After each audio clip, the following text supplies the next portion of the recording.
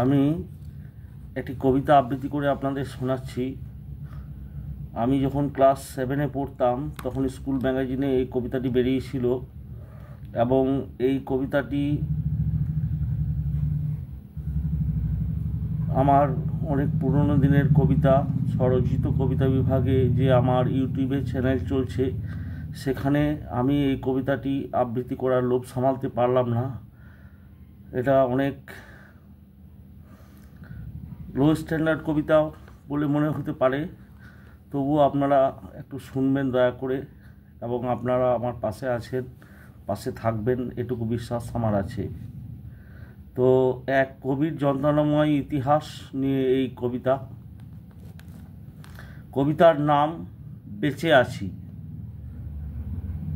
আমি জয়দেব ঘোষাল, কবিতার লেখক কবি হিসাবে। এ যামিনী কি বড়ই গভীর, ফুরায়েও না ফুরায় মহাসর্বরী। কতকাল গেল এইভাবে, তবুও বেঁচে আছি। দহনে দগ্ধ শিকড়ি হয়ে দাঁড়িয়ে রয়েছি। একাকী অন্তরিক্ষ মাঝে চলিয়াছে স্রোতস্বিনী। জানে না কি তরঙ্গিনী, কত চর কত তর আসিবে তাহার লাগি। কতকাল গেল এইভাবে, তবুও বেঁচে আছি। দহনে দগ্ধ শিকড়ি হয়ে দাঁড়িয়ে রয়েছি। একাকী অন্তরিক্ষ মাঝে চলিয়াছে স্রোতস্বিনী। জানে না কি তরঙ্গিনী, কত চর কত তর আসিবে তাহার লাগি। বন্ধ হইবে শৈবালিনীর নিজ স্রোত।